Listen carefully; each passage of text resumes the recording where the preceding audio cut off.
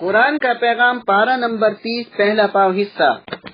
سورہ نبا کی آیت نمبر 40 سے معلوم ہوتا ہے کافر قیامت کے دن اپنے کرتوت کو دیکھ کر بہت افسوس کرے گا۔ قیامت میں ایمان کے بغیر انسان کی نجات ممکن نہیں۔ کافر اس روز عذاب دیکھ کر افسوس کرتے ہوئے تمنا کریں گے کہ کاش ہم بھی جانوروں کی طرح مر کر مٹی ہو جاتے اور دوبارہ زندہ نہ کیے جاتے، مگر انہیں اللہ کے عذاب سے کوئی نہیں بچا سکے گا۔ لہذا ہمیں اعمال صالحہ کرتے ہوئے اپنے ایمان کی حفاظت کرنی چاہیے۔ سورہ عبس کی آیت نمبر 1 تا 8 میں یہ تعلیم دی گئی ہے، جو شخص سچے دل سے حق کی طلب رکھتا ہو دوسروں کے مقابلے میں اس کا زیادہ خیال رکھنا چاہیے۔ ایک مرتبہ رسول اللہ صلی اللہ علیہ وسلم کفار کے چند سرداروں سے گفتگو فرما رہے تھے کہ ایک نابینا صحابی رضی اللہ تعالی عنہ حاضر ہوئے اور دین کے بارے میں معلومات کرنے لگے۔ دوران گفتگو آپ صلی اللہ علیہ وسلم کو نابینا صحابی کی بات سے ناگواری ہوئی، جس کی وجہ سے آپ صلی اللہ علیہ وسلم نے ان کی طرف توجہ نہیں فرمائی۔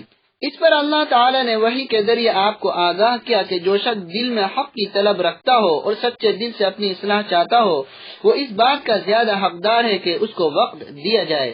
اس کے برخلاف جن لوگوں کے دل میں حق کی طلب اور اپنی اصلاح کی فکر نہیں ہے، ان کو طلبگاروں کے مقابلے میں ترجیح نہیں دینا چاہیے۔ سورہ تکویر کی آیت نمبر 8 سے معلوم ہوتا ہے لڑکیوں کو زندہ دفن کرنا ایک بہت بڑا جرم ہے۔ اللہ تعالی نے لڑکیوں کی پیدائش کو رحمت قرار دیا ہے اور ان کی تربیت و پرورش پر جنت کا وعدہ فرمایا ہے۔ زمانے جاہلیت میں لوگ لڑکیوں کی پیدائش کو منحوس اور اپنے لیے شرم کی بات سمجھ کر زندہ دفن کر دیا کرتے تھے۔ قیامت کے دن ان بچیوں کو زندہ کر کے پوچھا جائے گا کہ تمہارے ماں باپ نے تمہیں کس جرم میں قتل کیا تھا۔ اس بدترین گناہ کی وجہ سے انہیں جہنم میں ڈالا جائے گا۔ جو لوگ فقر و فاقہ یا لڑکیوں کی پیدائش کے خوف سے حمل گرا دیتے ہیں، وہ بھی قتل اولاد کے مجرم ہیں۔ اس لیے مسلمانوں کو اس گناہ سے بچنا اور اللہ کے عذاب سے ڈرنا چاہیے۔ قرآن کا پیغام پارہ نمبر 30 دوسرا پاو حصہ۔ سورہ تطفیف کی آیت نمبر 1 تا 3 سے یہ بات معلوم ہوئی ناپ تول اور بندوں کے حقوق میں کمی کرنا ہلاکت کا ذریعہ ہے۔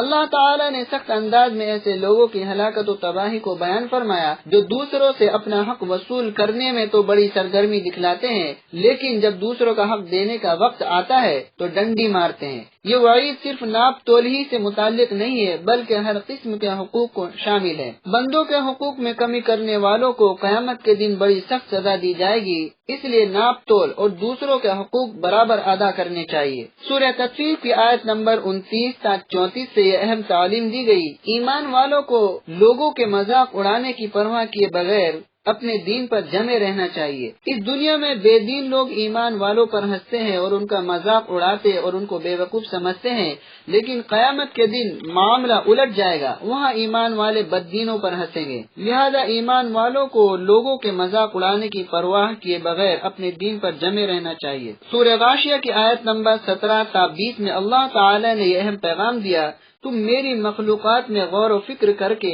نصیحت حاصل کرو۔ اللہ تعالیٰ نے لوگوں کے سامنے اونٹ کی پیدائش و بناوٹ، بلند ترین آسمان، مضبوط پہاڑ اور بچھی ہوئی زمین کو مثال کے طور پر پیش کر کے اپنی قدرت کا اظہار فرمایا ہے کہ جو خدا اتنی بڑی بڑی چیزوں کو بغیر کسی مادے کے پیدا کر سکتا ہے تو اس کے لیے قیامت برپا کر کے ساری کائنات کو دوبارہ پیدا کرنا کیا مشکل ہے۔ اس کے لیے نیک لوگوں کو ثواب اور برے لوگوں کو عذاب دینے میں کیا رکاوٹ ہے۔ قرآن کا پیغام پارہ نمبر 30 تیسرا پاو حصہ۔ سورہ ضحیٰ کی آیت نمبر 9 سے یہ سبق ملتا ہے یتیم کے ساتھ اچھا برتاؤ کرنا چاہیے۔ بچپن میں جس بچے کے والد کا انتقال ہو جائے اسے یتیم کہتے ہیں۔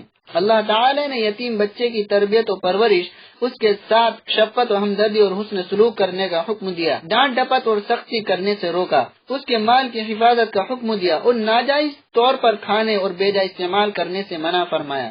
ہمیں بھی یتیموں کے مال کی حفاظت اور ان کے ساتھ حسن سلوک کرنا چاہیے۔ سورہ انشراح کی آیت نمبر 5 تا 8 میں یہ اہم پیغام دیا گیا، دین کی راہ میں مشکلات سے مت گھبراؤ، اس لیے کہ ہر مشکل کے بعد آسانی ہے۔ اللہ تعالیٰ کا قانون ہے کہ جو شخص سختیوں پر صبر کرتا ہے اور سچے دل سے اللہ پر بھروسہ کرتا ہے اور صرف اسی سے لو لگاتا ہے اور اس کے فضل و کرم کا امیدوار رہتا ہے، حالات سے گھبرا کر امید نہیں توڑتا ہے، تو اللہ تعالیٰ اس کے حق میں آسانی پیدا کرتا ہے اور ہر طرح کی مصیبت سے نجات عطا فرما دیتا ہے۔ اس لیے ہمیں مصیبتوں سے گھبرانا نہیں چاہیے بلکہ صبر امید کرتے ہوئے اسی کی طرف رجوع کرنا چاہیے۔ چاہیے۔ سورہ قدر میں لیلۃ القدر کی اہمیت و فضیلت بیان کی گئی ہے۔ اللہ تعالی نے لوح محفوظ سے آسمان دنیا پر پورا قرآن شب قدر میں نازل فرمایا اور پھر اسی رات میں رسول اللہ صلی اللہ علیہ وسلم پر وحی کی شکل میں اترنا شروع ہوا۔ اس مبارک رات میں عبادت و نیکی کرنا 1000 مہینوں سے زیادہ نیکی کرنے سے افضل ہے۔ اس رات میں جبرائیل امین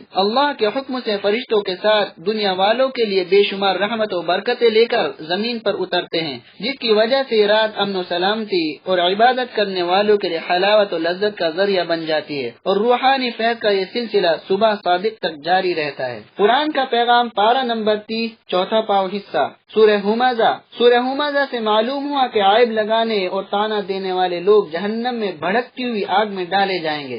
جو لوگ دوسروں کو کم درجے کا سمجھ کر تانا دیتے ہیں اور ان کے عیبوں کو تلاش کر کے بدنام کرنے کی کوشش میں لگے رہتے ہیں، لالچ کی وجہ سے مال سمیٹنے اور کنجوسی کے سبب گن گن کر رکھنے میں مصروف رہتے ہیں اور کسی خیر کے کام میں خرچ نہیں کرتے، ایسے بدترین لوگ جہنم کی بھڑکتی ہوئی آگ میں ڈالے جائیں گے۔ سورہ اخلاص میں اللہ تعالی نے اپنی ذات و صفات سے متعلق اہم باتیں بیان فرمائی۔ اللہ تعالی نے سورہ اخلاص میں اپنی بعض اہم اور بنیادی صفات کا ذکر فرمایا ہے۔ نمبر 1، اللہ ایک ہے، اس کی ذات و صفات میں کوئی اس کا شریک نہیں۔ نمبر 2، وہ بے نیاز ہے، ساری دنیا اس کی محتاج ہے، وہ کسی کا محتاج نہیں۔ نمبر 3، اس کی کوئی اولاد نہیں ہے اور نہ وہ کسی کی اولاد ہے، بلکہ وہ ہمیشہ سے اور ہمیشہ رہے گا۔ نمبر 4، اس کی ذات و صفات اور علم و قدرت وغیرہ میں کوئی بھی اس کے برابر نہیں۔ سورہ فلق اور ناس میں سبق دیا گیا، انسان کو ہر وقت مخلوق کے شر سے اللہ رب العزت کی پناہ مانگتے رہنا چاہیے۔ رسول اللہ صلی اللہ علیہ وسلم پر لبید بن عاصم یہودی نے جادو کر دیا تھا، جس کی وجہ سے آپ صلی اللہ علیہ وسلم بیمار پڑ گئے تو